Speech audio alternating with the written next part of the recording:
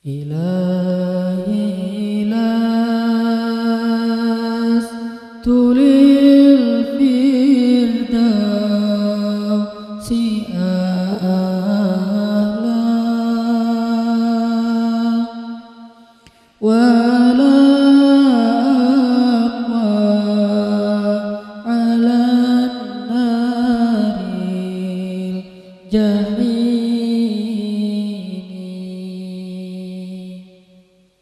فهب لي توبة واغفر ذنوبي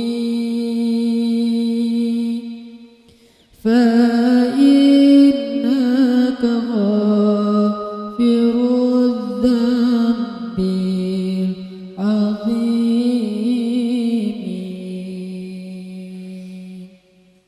Teman-teman sekalian, bait-bait kasidah itu ditulis dan dirangkai oleh para ulama adalah tentang pengakuan dosa seorang hamba.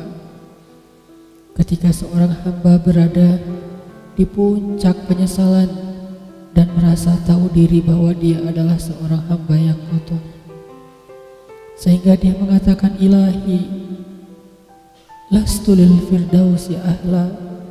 Ilahi, sesungguhnya saya tidak layak masuk ke surga Firdaus.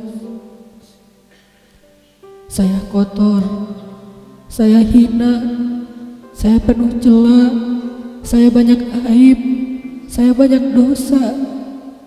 Sangat tidak layak saya masuk ke surga Firdaus-Mu ya Allah.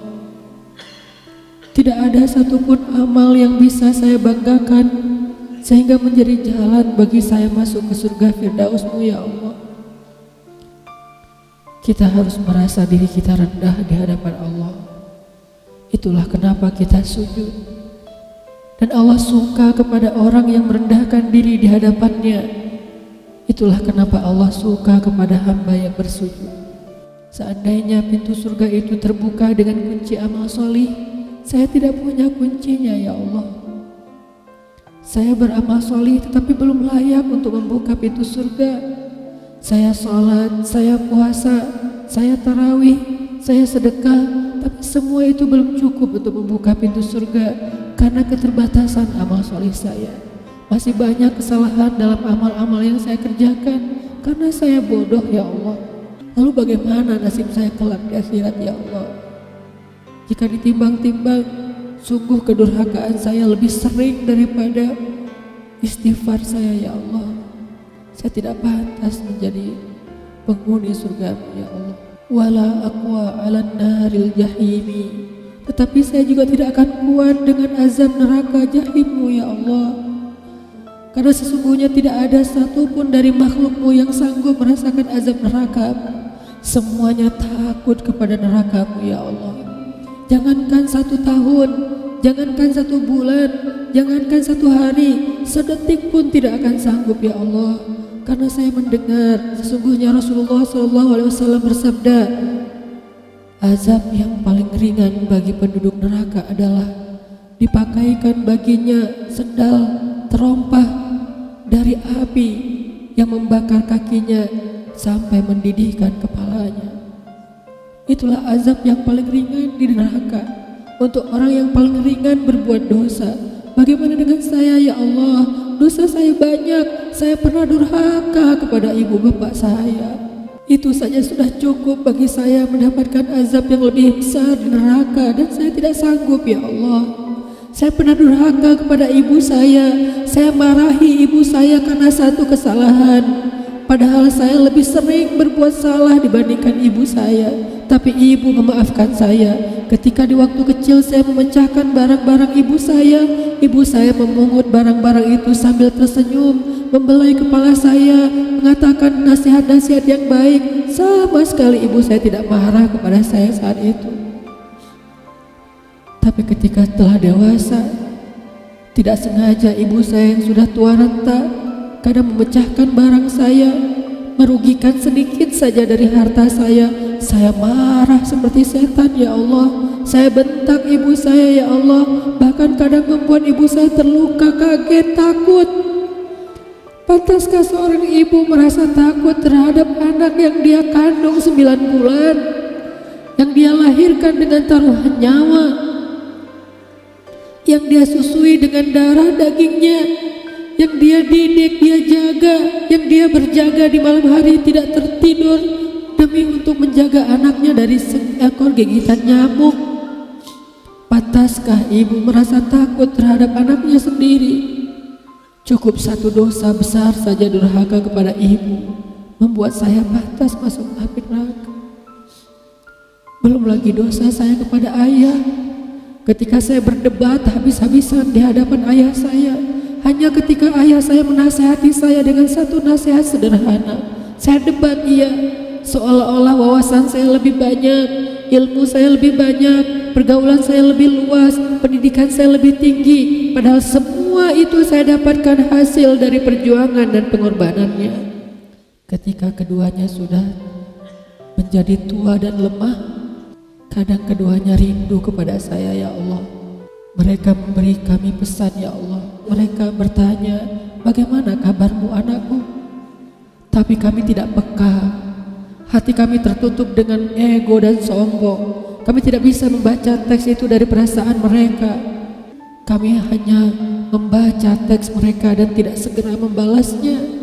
Kami anggap teks dari orang tua kami tidak penting, masih bisa ditunda untuk dijawab nanti sore, padahal mereka sedang kangen, sedang rindu kepada kami, ya Allah. Mereka tidak mengatakan kami rindu kepadamu wahai anakku, karena mereka tahu kalimat itu akan mengganggu kami. Kalimat itu akan menjadikan hari kami tidak lagi mudah. Kalimat itu akan merusak konsentrasi kami dalam bekerja.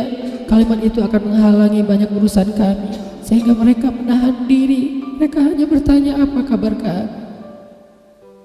Lalu kapan kami berbakti kepada mereka, ya Allah? Sampai seusia ini kami masih merepotkan mereka, ya Allah. Kapan kami akan berbakti kepada mereka? Rasanya kami lupa. Entah kapan kami pernah memijat kaki mereka setelah mereka seharian bekerja. Entah kapan kami pernah memberikan minuman hangat untuk mereka. Kami durhaka kepada orang tua kami, ya Allah. Bahkan setelah mereka wafat, kami lupa mendoakan mereka di dalam sholat kami. Harusnya kami disiksa di api neraka, tetapi kami tidak kuat, ya Allah. Belum lagi durhaka, kedurhakaan kami yang lain, dosa-dosa besar kami yang lain. Kami pernah bermaksiat kepadamu diam-diam, ya Allah. Kami pernah berbuat dosa diam-diam, dan padahal kami tahu itu dosa besar. Tapi kami tidak peduli, kami tidak takut kepadamu. Seolah-olah ancamanmu itu hanyalah mitos, seolah-olah ancamanmu itu hanyalah fiktif, seolah-olah apa yang kau firmankan di dalam Al-Quran itu tidak benar-benar ada. Kami sombong menantangmu dengan berbuat dosa. Banyak dosa yang kami tidak bisa menyebutkan satu persatu, ya Allah. Keluh lidah kami untuk menyebutkan dosa-dosa kami, ya Allah. Malu untuk menyebutkan dosa-dosa kami, ya Allah. Tidak ada yang bisa kami harapkan darimu selain Engkau terima taubat kami, ya Allah. Fahabli taubatan, beri kami taubat yang nasuha, ya Allah. Terima taubat kami, ya Allah. Kami belum berani meminta surgamu, kami juga tidak akan kuat dengan nerakamu. Kami meminta terimalah taubat kami, penyesalan kami, janji kami untuk kembali kepadamu, memperbaiki diri. Teman-teman sekalian, mari kita baca bait itu dengan penyesalan.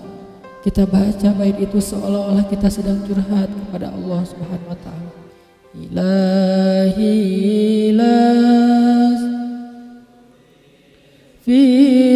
Fidausi ahla wala aqwa ala nari jahimi fahabli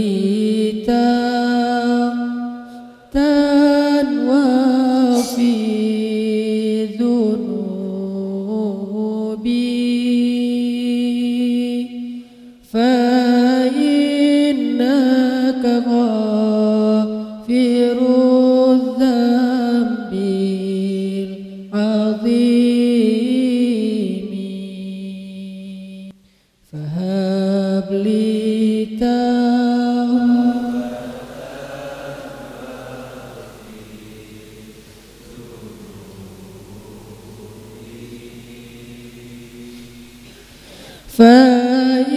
فإنك غافر الذنب